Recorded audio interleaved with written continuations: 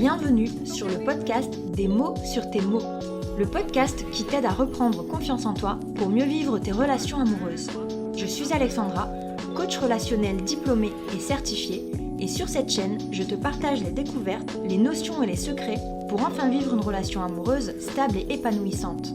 Que tu sois confortablement installé, en train de faire ton ménage ou ton jogging, c'est parti pour un nouvel épisode. Waouh, 1 an que j'ai pas fait d'épisode. C'était une année assez riche pour moi, dans le bon sens du terme. J'ai eu besoin d'optimiser mon temps. Et les podcasts, c'est vrai que c'est quelque chose qui me prend pas mal de temps. Pas forcément l'énergie. Mais je vois que vous êtes hyper en demande et ça me fait trop plaisir. Donc maintenant j'ai du temps et du coup je prends ce temps pour développer un petit peu tout ça et vous parler un petit peu plus. Donc pour cet épisode de retour, on va parler de la rupture amoureuse du point de vue de la dépendante affective. Puisque c'est ma spécialité, la dépendance affective, j'ai beaucoup de clientes qui viennent me voir parce qu'elles sont en rupture, malheureusement. Elles ont du mal à se défaire, évidemment, c'est normal. Donc jusque-là, tout est normal. Mais le truc, c'est que j'entends souvent, avec tout ce que j'ai fait pour lui, j'ai tout donné, il a pris le meilleur de moi, et maintenant il me jette, etc., etc. Donc, comme beaucoup de fois, je vais vous dire, c'est quelque chose que j'ai dit, c'est quelque chose que j'ai vécu, que j'ai ressenti. Donc, encore une fois, il n'y a aucun jugement, il y a juste, en fait, je viens juste révéler un petit peu ce qui se cache, en fait. En fait, je fais juste là ce que je fais en coaching. Des fois, ça pique. Mais c'est pour le bien de tous. Et avec toute la bienveillance du monde, ça je vous l'assure. Pourquoi j'entends souvent ce discours-là, ce discours un peu de victime, c'est-à-dire de victimisation, c'est-à-dire j'ai tout donné, j'ai été là pour lui, etc. Il m'a pas rendu ce que j'attendais. Ben, tout simplement parce que c'est le signe que t'as forcé quelque part. C'est le signe que t'as forcé la relation. Parce que il y a forcément des signes avant-coureurs, avant que tu aies le temps et l'énergie, oui, avant que tu aies le temps de donner tout ce que tu as donné, de faire tout ce que tu as fait dans ce couple. Avant ça, il y avait des signes qui montraient que il fallait pas forcément y aller, que lui n'était pas forcément réceptif et qu'il n'était pas prêt à donner tout ça, tout simplement parce que lui n'avait pas les sentiments. J'ai conscience que c'est très dur ce que je dis, mais c'est la vérité. Alors, il y a aussi il y a aussi ce discours de c'était un pervers narcissique. Et ça, je le dis souvent, et je ferai peut-être un épisode à ce sujet-là à part entière. Mais il n'y a pas autant de pervers narcissiques qu'on pense. Et en fait, que ce que j'entends, que ce qu'on peut entendre. On entend tous des gens qui nous disent oui, ça c'est un pervers narcissique. Non, des fois c'est juste des victimes en fait. Je vais m'expliquer. Si vous suivez un peu le coaching, vous devez connaître cet outil, et si vous connaissez pas, je vous encourage à aller le connaître. Vous pourrez le trouver dans mon guide pour sortir de la dépendance affective qui est offert sur mon site internet. Voyez en lien, en commentaire de ce podcast, il y a un lien vers ce livret. Donc, cet outil, c'est le triangle de Karpman. Le triangle de Karpman, vous prenez un triangle et sur chaque angle, vous allez mettre un rôle. Donc, ça nous fait 3 rôles puisqu'il y a 3 angles. Donc, on a la victime, on a le sauveur, on a le persécuteur. Dans ce cas précis où je suis dépendante affective et où je vis une rupture amoureuse et où j'ai tout donné, j'estime que lui en a profité, etc. Moi, je me positionne en victime. Et lui, je le positionne en persécuteur. Parce que, de mon point de vue de dépendante affective, il a tout pris, il en a profité, il était là pour me faire du mal, il était là pour me prendre tout ce que j'avais à lui donner, sachant bien qu'il n'allait pas me rendre ce que j'attendais en fait. Mais c'est un peu plus compliqué que ça. C'est-à-dire que, ok, si c'est un pervers narcissique, oui, c'est un persécuteur.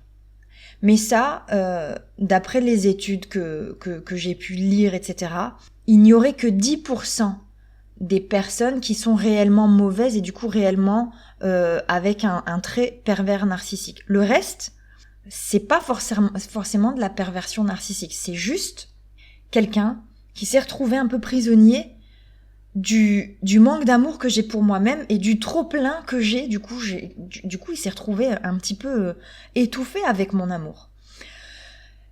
Et là, les rôles changent en fait. Là, quand je prends du recul, je me rends compte qu'en fait, je suis pas forcément la victime. J'ai été actrice de tout ça et j'avais tellement besoin d'aimer quelqu'un et d'être aimée en retour que il s'est retrouvé un petit peu piégé. C'est-à-dire qu'au début de la relation, on essaye d'être un peu correct dans les distances. On essaye de gérer, on n'a pas encore trop de sentiments. Mais dès que la machine s'emballe, il n'y a plus rien à faire. Et là, c'est parti. Et là, je donne tout. Je donne sans attendre de voir qu'il est capable de me donner. Je donne alors même que je vois que lui m'aime pas. Et j'ai l'impression que au plus je vais donner, au plus lui va se rendre compte de ma valeur et va finir par m'aimer et être attaché à moi. Ça, c'est dans l'utopie de beaucoup de filles et de beaucoup de dépendantes affectives, ça se passe comme ça. C'est-à-dire au plus je vais donner, au plus il va être obligé de m'aimer. Et en fait, la clé, elle est là. Elle est dans il va se sentir obligé de m'aimer. Et à force, ça va devenir naturel pour lui et il va finir par m'aimer. Ça ne fonctionne pas comme ça. Je le redis, si tu t'aimes pas toi-même, il y a personne qui va pouvoir le faire à ta place. Donc t'es juste le reflet du manque d'amour que t'as pour toi. Et il y a qu'à ouvrir les yeux en fait. Quelqu'un qui a pas d'assurance, quelqu'un qui s'aime pas, quelqu'un qui est toujours là à devancer les désirs de l'autre. Est-ce que ça te plaît? Est-ce que ça t'attire? Est-ce que ça te donne envie de te dépasser pour cette personne-là? Non, parce qu'elle te laisse pas la place. Tout simplement. Je pense que j'en ai déjà parlé. C'est l'histoire du fil. C'est-à-dire que tu prends un fil qui fait 10 cm. Si toi, tu prends toute la place sur ce fil, parce que tu donnes, parce que t'es présente, parce que tu laisses pas à l'autre le temps de venir vers toi, ben si tu prends toute la place, lui, il lui en reste plus de place. Si tu prends 70% de la place, lui, il va lui en rester 30. Si tu prends 50% de la place, il va lui en rester 50. Etc., etc. Mais l'idée, c'est la même. C'est-à-dire que si tu lui laisses pas de place dans la vie, dans le couple, pour s'exprimer, pour montrer vraiment qui il est, ben tu verras jamais qui il est en fait. Et tu l'étouffes. Et là est la difficulté, c'est que dans beaucoup de couples, et c'est normal, c'est pour ça que on se laisse du temps, dans beaucoup de couples, si tu te rends compte que lui, malgré la place que tu lui laisse la place vacante, ben c'est peut-être qu'en fait, il n'y a plus rien à attendre et qu'il faut arrêter cette relation. Le problème, c'est que souvent, quand on est dépendante affective et qu'on en est là, on veut pas abandonner l'idée de cette relation. Pour des raisons que j'ai déjà évoquées dans d'autres podcasts, si c'est pas clair, vous pouvez toujours me poser vos questions, mais la dépendante affective, elle va se dire non, en fait, je vais combler moi-même le manque qu'il y a dans ce couple. La place qu'il y a dans le couple, c'est à moi de la combler. C'est à moi de tout donner. C'est à moi de faire mes preuves. C'est à moi de m'inquiéter pour tout. C'est à moi de m'inquiéter pour quand est-ce qu'on va se voir. Est-ce qu'il va penser à moi? Est-ce qu'il va me faire une surprise? Est-ce qu'il m'aime? Est-ce que si? Est-ce que ça? Donc ça te prend littéralement la tête.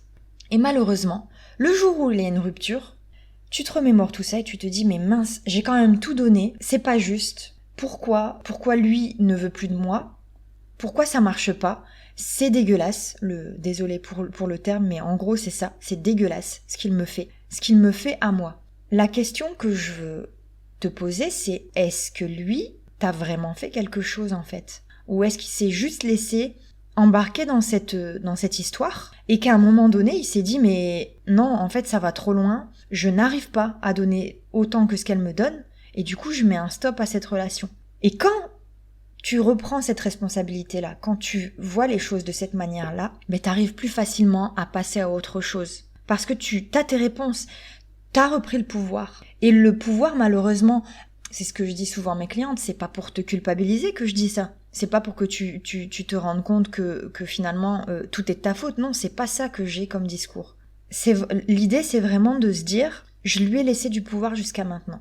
je lui ai laissé la responsabilité et le pouvoir de vie ou de mort sur notre couple. Parce que j'ai qu'une envie, c'est qu'il revienne. Et que s'il revient, je vais dire oui. Donc c'est lui qui a le pouvoir. Le jour où tu comprends qu'en réalité, t'étais dans ce système de... Tu t'es victimisé, mais en réalité, c'est peut-être lui ta victime. T'as peut-être voulu jouer au sauveur, c'est-à-dire que t'as tout voulu donner, etc. Le jour où tu réalises ça, tu reprends le pouvoir et tu te dis, en fait, je comprends aujourd'hui. Je sais ce qui s'est passé. Jusque-là, tu savais pas, tu comprenais pas. Tu te disais, mais je comprends pas, ça marche pas, et du coup, ça te donne encore moins espoir pour la vie future, pour un autre couple, pour ta vie amoureuse future, parce que tu te dis, bah tiens, avec tout ce que j'ai fait, toute la gentillesse, l'amour que j'ai donné, aujourd'hui, je me retrouve à me faire larguer. Donc, ça te donne des peurs, tu sais plus quoi penser de ton avenir amoureux, etc., etc. Quand tu reprends ce pouvoir-là, tu te dis, ok, j'ai compris, je connais ma part de responsabilité dans l'histoire, je connais mes erreurs, et du coup, je sais comment ne plus avoir affaire à cette situation à nouveau et dans l'avenir. C'est-à-dire que tu comprends maintenant que tout donner, sans attendre ce que l'autre est capable de te donner, c'est hyper dangereux. Alors il y a des couples pour lesquels ça va. Il y en a qui vont me dire non mais attends, moi ça va très bien, j'ai tout donné et lui m'a tout donné et tout, donc ça a été super. Oui, ben tant mieux, c'est super. C'est juste que t'as pris un risque, tu le connaissais pas, t'as tout donné avant même de le connaître. L'idée là, c'est de se dire ok, je peux pardonner. Pourquoi ? Parce qu'en fait, c'est pas lui qui est totalement méchant. C'est juste qu'il s'est laissé prendre à mon propre piège qui était inconscient, mais il s'est laissé prendre les pieds là-dedans et il savait plus comment s'en sortir. Parce qu'au début, forcément, pour lui, c'est confortable, quelqu'un qui est tout le temps là, quelqu'un qui est toujours à donner de l'attention, etc. C'est juste qu'au bout d'un moment, c'est étouffant quand nous, on n'a pas les mêmes sentiments. Et c'est là où la relation, elle commence à s'effriter un petit peu. Et c'est là où tu te sens en danger, et c'est là où tu vas donner encore plus, parce que t'as peur, et que tu crois qu'en donnant encore plus, ça va le faire revenir, mais en fait, ça le fait partir encore plus. Voilà, tu vois un petit peu l'idée du truc. En gros, voilà ce que je voulais dire sur ça. Maintenant, le but de mon podcast, c'est aussi de revenir à ce sujet essentiel qui est le pardon, en fait. Le pardon. C'est-à-dire que j'ai beaucoup de clientes qui viennent en séance en me disant mais je suis hyper en colère, j'ai pas mes réponses, il veut pas s'excuser, il prend pas sa responsabilité, etc., etc. Oui. Ça arrive beaucoup. Alors même si dans la relation, forcément, il est pas tout blanc, il a aussi ses torts, mais le simple fait de réaliser que, en fait, si tu souffres aujourd'hui, c'est parce que t'as trop donné et que t'as pas voulu voir que lui n'était pas sur la même longueur d'onde que toi. Le simple fait de réaliser ça t'apaise. Mais la question qui suit, c'est la suivante. Est-ce que je dois lui pardonner à lui ou est-ce que je dois me pardonner à moi ? Parce qu'elle est là toute la question. C'est difficile. On a envie... alors, ça, c'est un sujet que je vais traiter par la suite aussi. On a envie de pardonner. Parce que l'idée en ce moment, c'est de dire pardonner, c'est nécessaire pour évoluer, etc. Sauf que c'est pas si facile. Et sauf que pardonner quelqu'un alors que les torts viennent de nous, c'est contre-productif, ça sert à rien en fait. Et donc la question, elle est la suivante. Est-ce que je dois plutôt pardonner à lui ou à moi ? Je pense qu'il y a... Enfin, t'auras compris que mon curseur se pose sur oui, tu as besoin de te pardonner. Il faut que tu acceptes, tout simplement, que t'as trop donné, que t'as pas voulu voir, et que tu t'es un peu lancé à corps perdu dans cette aventure, et du coup, t'en payes les frais aujourd'hui. Et ça fait mal. Quand on réalise ça, on s'en veut. On se dit, mais oui, en fait, c'est moi la fautive. J'aurais dû voir, etc., etc. Donc l'étape suivante, c'est se pardonner. Une fois que t'as compris qui avait ses torts, qui avait ses responsabilités, l'étape suivante, c'est de pardonner. Comment on fait pour se pardonner ? Ça, c'est une grande question. C'est une question qu'on aborde en coaching, du coup, parce que il faut remonter un petit peu à pourquoi je suis dépendante affective, qu'est-ce qui fait qu'elle se manifeste chez moi, comment elle se manifeste chez moi, quelles sont les caractéristiques de mon manque d'estime de moi, parce qu'on a vu dans les épisodes précédents que la dépendance affective, elle venait forcément d'un manque d'estime de soi. Se pardonner, c'est tout un travail qu'on va faire en coaching Ça dure pas énormément de temps. Franchement, ça dure pas 3 mois. Le simple fait de se pardonner, c'est juste que quand on entame un travail de coaching, il y a plein de choses qui sont révélées. Le pardon de soi-même, c'est juste une petite étape. Donc ça prend pas énormément de temps, mais c'est juste du cas par cas. Il faut décortiquer, on en parle, et là on trouve les mises en action qui sont nécessaires à ton histoire, à ta personnalité.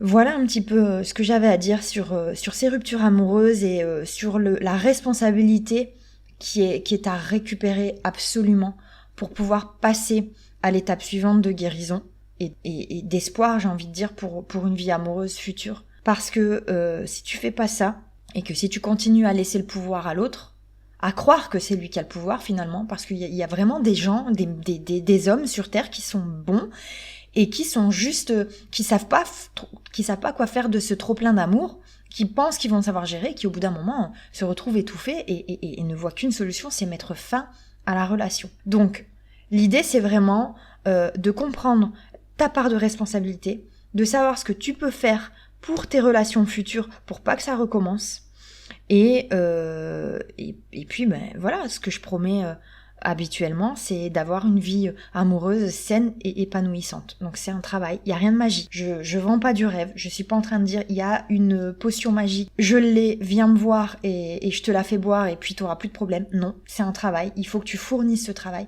Moi je suis juste là pour t'accompagner, pour en fait venir révéler tout ça et te voir un petit peu t'épanouir et enfin vivre ce que tu as envie de vivre finalement. Donc j'espère que cet épisode a été un peu révélateur. C'était un peu fouillis, je l'avoue. J'ai énormément de choses en tête, beaucoup de choses à dire et du coup ça part un peu dans tous les sens. Je suis désolée, j'espère en tout cas que ça a été, que tu vois un petit peu l'idée conductrice de ce podcast, que ça t'a aidé. N'hésite pas à me le dire en commentaire si ça t'a aidé, si t'as des questions et puis j'y répondrai avec grand plaisir. Si tu préfères rester discrète et venir me parler en message privé, tu peux le faire, je prends le temps, dès que j'ai le temps j'y réponds. Et si tu as envie de te faire accompagner par moi en coaching, tu m'envoies un petit message et puis ou alors tu m'appelles directement et puis on voit ce qu'on peut faire ensemble. En tout cas, je te souhaite une très bonne année, parce que je l'ai pas encore dit, une très bonne année 2022. Je te souhaite vraiment d'avoir le courage et la motivation d'aller au bout de tes projets, de sortir de ce marasme un petit peu que tu peux vivre, parce que si t'écoutes tout ça, c'est que t'en as besoin. Et je suis là si tu en as besoin. En tout cas, prends soin de toi et je te dis à très vite.